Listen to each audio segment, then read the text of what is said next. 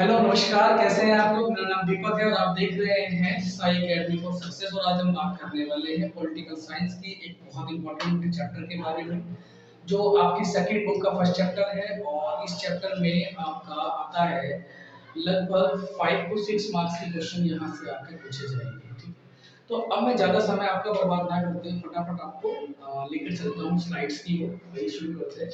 आपके सामने पहली स्लाइड आई है और यहाँ पर आप देख पा रहे हैं कि लिखा है राष्ट्रीय निर्माण की चुनौतियाँ। तो अब राष्ट्रीय निर्माण की चुनौतियों की अगर बात करें तो पहले सबसे पहले बात करने वाले हैं कि 1947 में जब देश आज़ाद हुआ तो देश के आज़ाद होने के बाद उसके सामने कौन-कौन सी समस्याएं थी। यहाँ पर देश के सामने बड़ी 3 चुनौतियाँ थी, बट थोड़ा-सा अगर मैं आपको फ्लैशबैक में लेके जाऊँ तो 1947 से पहले 1757 में जब पहला प्लासी का युद्ध हुआ था सिराजुद्दौला और अंग्रेजों के बीच में, जिसमें सिराजुद्दौला हार गया था, उसके बाद से लेके और अंग्रेजों का दबदबा जो है भारत पर धीरे-धीरे बढ़ना शुरू हो गया। तो यहाँ पे आपके सामने लिखा हुआ है कि लगभग 200 वर्षों की गुलामी के बाद भारत को आजादी नसीब हुई। और उन 200 वर्षों के बाद भी जब भारत को आजादी मिली तो जैसी आजादी हम चाहते थे वैसी आजादी हमें नहीं मिली। हमें क्या हुआ कि हमें विभाजन का सामना करना पड़ा। दो मुल्कों की बात हुई, भारत और पाकिस्तान। चौधरी रहमत अली ने 1933 में विचार दिया था विभाजन का कि भारत जो है वो एक कौम का देश नहीं बल्कि दो कौम, हिंदू और मुसलमान का देश है। और इसीलिए भारत एक नहीं रह पाएगा, इसीलिए इनको अलग अलग कर देना चाहिए। इसको द्विराष्ट्रीय सिद्धांत की थ्योरी कहते हैं। बाद में 1946 में इसी थ्योरी को अपनाया किसने? मोहम्मद अली जिन्ना ने, जो मुस्लिम लीग के अध्यक्ष थे। और 3 जून 1947 को आती है माउंटबेटन योजना। उस माउंटबेटन योजना के अंदर ये साफ हो जाता है कि अब भारत भारत ना होकर भारत और पाकिस्तान नामक दो मुल्कों में बढ़ जाएगा। इस तरीके से भारत का विभाजन हुआ। और जैसी आजादी हमें चाहिए थी, जितनी खुशी के साथ, जितने सब्र के साथ हम अपनी आजादी का इंतजार कर रहे थे, उस तरीके से हमें आजादी नहीं मिली। यहाँ आपको भारत का झंडा दिखाई देगा और साथ में दिखाई देगा एक भाषण। लाल किले की प्राचीर से रात को 12 बजे जवाहरलाल नेहरू भाषण दे रहे हैं। और इस भाषण को, बहुत फेमस भाषण था बेटा, और इस भाषण को कहा गया भाग्यवतों से चिर प्रतीक्षित भेंट, यानी ट्रस्ट विद डेस्टिनी, जो कि भारत के एक इतिहास में एक मील का पत्थर साबित हुआ। कि आजादी के बाद भारत के समक्ष दो मुख्य समस्याएं थी और दो बातों को लेकर भारत के लोगों के बीच में बड़ा एक सामंजस्य था, कोऑर्डिनेशन था। पहली बात क्या थी कि भारत लोकतांत्रिक तरीके से चलेगा। और दूसरी बात, सभी वर्गों के हितों को ध्यान में रख के हम लोग आगे की ओर बढ़ेंगे। जैसे मैं पहली बात आपसे करूं, थोड़ा सा डिटेल में इसकी बारे में बात करूं कि लोकतांत्रिक तरीके से शासन चलाया जाएगा। 1945 में जब सेकेंड वर्ल्ड वॉर खत्म होती है तब ये बात शुरू होती है कि अब उपनिवेशवाद की समाप्ति की जाएगी सभी देशों के अंदर, और सभी देशों के अंदर एक नया विचार यानी लोकतंत्र के विचार को आगे बढ़ाया जाएगा। इस तरीके से सभी देशों को आजाद किया गया। भारत भी उन्हीं में से एक था 1947 के अंदर। लाइक 1948 के अंदर श्रीलंका आजाद होता है, 1949 के अंदर चाइना के अंदर माओ क्रांति आती है, उसी समय मिस्र आजाद होता है, इंडोनेशिया आजाद होता है। तो इस तरीके से बहुत सारे मुल्क भारत के आसपास क्या होते हैं, आजाद होते हैं। लेकिन आप अगर एक छोटा सा एग्जांपल मैं आपको दूं, सेकंड बुक का फर्स्ट चैप्टर आप पढ़ोगे शीत युद्ध का दौर, तो वहां पर आप देखोगे कि मिस्र में चाहे वो गमाल अब्दुल नासिर हो, चाहे आपका घाना का वामे नक्रुमा हो, चाहे सुकर्णो हो इंडोनेशिया का, इन्होंने लोकतंत्र को अपना तो लिया, लेकिन इन्होंने लोकतंत्र को ये लोग आगे लेकर नहीं जा पाए। ठीक है, तो जैसे अगर मैं बात करूं कि लोकतंत्र को अपना लेना एक अलग बात है और लोकतंत्र को आगे बढ़ाना एक अलग बात है। तो ये लोग क्या कर पाए, लोकतंत्र को आगे नहीं बढ़ा पाए। यही रीजन रहा कि भारत डर रहा था कि इसको अपनाने में। सहमति तो बन गई, लेकिन लोकतंत्र अगर हम अपनाएंगे तो कितने समय तक उसको कैरी कर पाएंगे, that was the important point. और सेकंड पॉइंट जो यहाँ पर लिखा है, सभी वर्गों को साथ में लेकर आगे बढ़ेंगे। एक तरफ विभाजन था हिंदू और मुसलमानों का, दूसरी तरफ अगर आप देखो कि दलित भाई पहले से ही डरे हुए थे, या आपको लगता था कि स्वतंत्र भारत में शायद दोबारा से ब्राह्मणवाद आ जाएगा या दोबारा से वो चीजें आ जाएंगी, उनको उनके अधिकार नहीं मिलेंगे। बट इसका बीड़ा उठाया भीमराव अम्बेडकर जी ने। किसी और क्लास में बात करेंगे इस बारे में। तो यहाँ दो पॉइंट मैंने आपको बताए कि एक तो लोकतंत्र अपनाया जाएगा और दूसरी बात मैंने आपको क्या बताई कि भारत के अंदर सभी वर्गों को, चाहे वो अमीर हो, गरीब हो, चाहे वो दलित हो, ब्राह्मण हो, मुस्लिम हो, हिंदू हो, सिख हो, ईसाई हो, पारसी हो, यहूदी हो, बौद्ध हो, सभी को साथ में लेकर चला जाएगा। आई होप कि आपको समझ में आ रहा है। तो यहाँ थर्ड स्लाइड के अंदर हमारे पास क्या आया है कि भारत के समक्ष तीन मुख्य चुनौतियां कौन सी थी। अभी स्लाइड में आपको 3 पॉइंट्स दिखाई दे रहे हैं, बट हम लोग इसके बारे में बहुत विस्तार से चर्चा करेंगे। और चैप्टर में सबसे इंपॉर्टेंट क्वेश्चन जो बनता है वो यही से बनता है। एक 5 नंबर, 6 नंबर का, या 4 नंबर का, या 2 नंबर का कंफर्म एक क्वेश्चन यहाँ से आप लिख लो, लगा लो निशान। ये यहाँ से क्वेश्चन आने वाला है कि आजादी के समय, स्वतंत्रता प्राप्ति के समय भारत के समक्ष कौन कौन सी चुनौतियां थी। तो पहली चुनौती आपके सामने है। जो पहली चुनौती आपके सामने आ रही है वो क्या है? भारत को एकता और अखंडता के सूत्र में बांधना। ठीक है, मैं पढ़ के बताया। तो दूसरी दूसरी बात लिखी है विकास की राजनीति करना, विकास करना। और तीसरी थी कि किसी भी हालत में लोकतंत्र को खत्म ना होने देना, या किसी भी हालत में लोकतंत्र को बनाए रखना या बचाए रखना। नेक्स्ट स्लाइड आपको दिखाई दे रही है, वहां पर आपको दिखाई दे रहा है सरदार वल्लभ भाई पटेल का फोटो। और सरदार वल्लभ भाई पटेल यहाँ बैठे हुए, उस समय देश के उप प्रधानमंत्री और देश के गृह मंत्री का जो पद था वो सरदार वल्लभ भाई पटेल के पास था।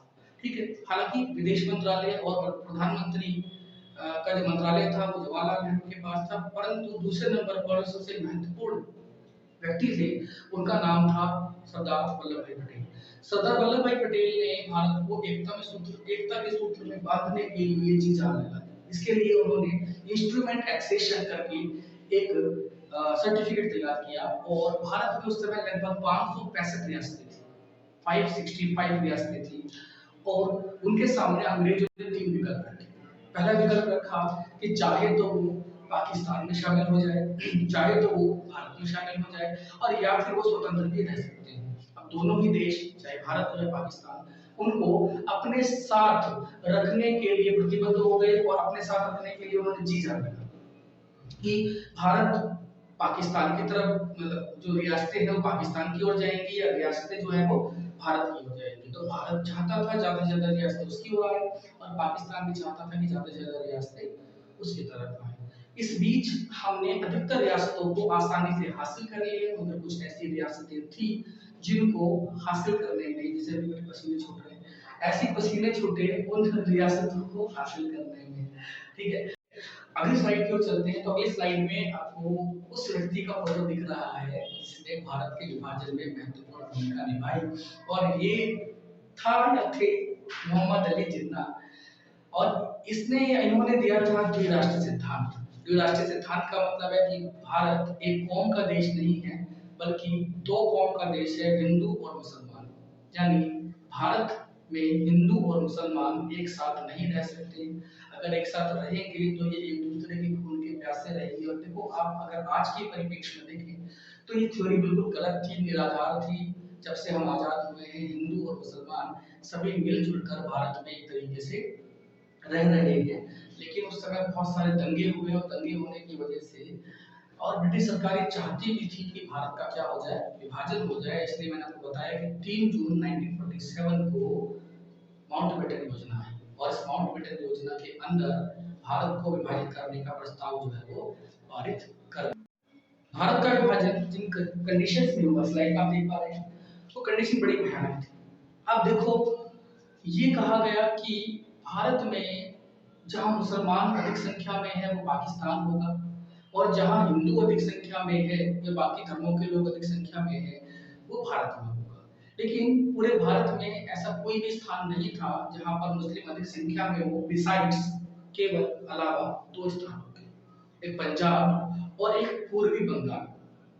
अगर मैं बंगाल का इतिहास आपको बताऊं तो 1905 में लॉर्ड कर्जन के द्वारा बंगाल का विभाजन किया गया।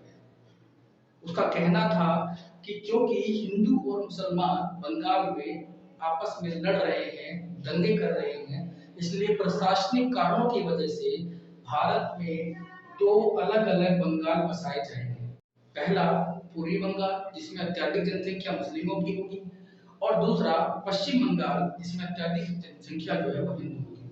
हालांकि उस समय भारतीय राष्ट्रीय कांग्रेस ने इसका पुरजोर विरोध किया, और स्वदेशी आंदोलन भी 1905 में किया गया, जिसमें पहली बार वंदे मातरम नामक गीत गाया गया, जो आज भारत का राष्ट्रीय गीत है। लेकिन ना चाहते हुए भी भारत का बेटा विभाजन हो गया। विभाजन की कुछ समस्याएं थी और कुछ मतभेद थे, उनके बारे में हम अभी बात करेंगे। जैसे पहला मतभेद विभाजन के बारे में ये था कि ऐसे कोई दो इलाके ही नहीं थे जहां मुसलमान अधिक संख्या में थे, केवल पश्चिम पंजाब और पूर्वी बंगाल को छोड़कर, जो कि एक आपका उत्तर की तरफ पड़ता है और दूसरा नीचे दक्षिण की तरफ पड़ता है। तो ये मान लिया गया कि इस तरीके से भारत का विभाजन किया जाएगा, यानी जहां ज्यादा मुसलमान संख्या में थे। दूसरी बात, बहुत सारे लोगों को आजादी के समय ये पता ही नहीं था कि वो भारत में है या पाकिस्तान में। उनके मन में एक दुविधा थी, कंफ्यूजन थी कि वे पाकिस्तान में है या भारत में है। तीसरा, ऐसे बहुत सारे मुसलमान थे जो पाकिस्तान जाना ही नहीं चाहते थे। फॉर एग्जाम्पल, सीमांत गांधी कहे जाने वाले अब्दुल गफ्फार खान, भारत के पहले शिक्षा मंत्री अबुल कलाम आजाद, इस तरह के लोग जो थे, मौलाना अबुल कलाम, तो मौलाना अबुल कलाम, ये सब भी मुसलमान थे और इन्होंने पाकिस्तान जाने से इनकार कर दिया। तो इस तरीके से इन समस्याओं के बावजूद जल्दबाजी में अंग्रेजों के द्वारा भारत का विभाजन कर दिया गया। परिणाम क्या है? परिणाम बहुत भयंकर रहे इसके। 80 लाख लोग शरणार्थी के रूप में सामने आए। दूसरी बात, बहुत बड़ी संख्या में कत्लेआम हुआ। जहां हिंदू बहुसंख्यक थे वहां मुसलमान मारे गए, जहां मुसलमान बहुसंख्यक थे वहां हिंदू मारे गए, और बड़े पैमाने पर कत्लेआम मचा। पाकिस्तान से, लाहौर से, पेशावर से लाश की लाश भरी ट्रेन भारत में आने लगी। इसी प्रकार से भारत से भी लाशों के साथ ही ट्रेन वापस गई। बहुत सारे लोगों ने अपनी बहू बेटियों की आबरू बचाने के लिए उन्हें जहर तक दे दिया, उन्हें जान से मार दिया, आत्महत्या करने पर मजबूर कर दिया, और अंत में भारत का विभाजन हुआ। विभाजन में जिस तरीके से दो भाइयों का हिस्सा बांटा जाता है, उस तरीके से भारत और पाकिस्तान का विभाजन हुआ। फॉर एग्जाम्पल, टाइपराइटर, लोग, फैक्ट्री, हर चीज का बंटवारा हुआ और 65 करोड़ रुपए दिए गए इसको, पाकिस्तान को, ताकि वो अपनी चीजों को, अपनी व्यवस्था को, अपने प्रशासन को ठीक प्रकार से आगे बढ़ा के। बड़ी बड़ी कोठियां या फिर घर छोटा मोटा जो भी बड़ी मुश्किल से व्यक्ति घर बनाता है, और उस घर को छोड़कर उन्हें क्या करना पड़ा? जाना। इसके अलावा कलकत्ता में सांप्रदायिक दंगे हुए और बड़े पैमाने पर वहां पर लोग मारे जाने लगे। मैंने जैसे आपसे कहा कि अधिक संख्या में जहां हिंदू थे वहां मुसलमान मारे जाने लगे, और जहां मुसलमान थे वहां हिंदू मारे जाने लगे। इसके अलावा बड़े स्तर पर लोगों को हिंसा का शिकार होना पड़ा, यानी बड़े पैमाने पर लोगों के बीच में हिंसा हुई, और इसी कारण लोगों को शरणार्थी शिविरों में आकर रहना पड़ा। औरतों को जबरन अगवा किया गया और उनका धर्म परिवर्तन कर दिया गया। एक छोटा सा आंकड़ा है, मैं इसको सही नहीं मानता हूँ सरकारी आंकड़ों को, कि केवल 5 से 10 लाख लोगों की जान गई। हालांकि ये बुक में लिखा है, वो बात अलग है, लेकिन इससे ज्यादा लोगों की जो जान है वो दंगों में गई थी। और साथ में लिखा है टेबल, कुर्सी, टाइपराइटर तक का जो है वो क्या हुआ? बंटवारा हुआ। तो ये जो चीजें आप देख पा रहे हैं, ये विभाजन के बहुत दुष्परिणाम निकले, और इसकी वजह से देश को काफी। तो बच्चों, ये तो थी आज की वीडियो, और ऐसी ही वीडियो पाने के लिए चैनल को लाइक करें, सब्सक्राइब करें और शेयर जरूर करें, ताकि ऐसी ही बेहतरीन वीडियो मैं आपके लिए लेकर आता रहूं। Thank you so much.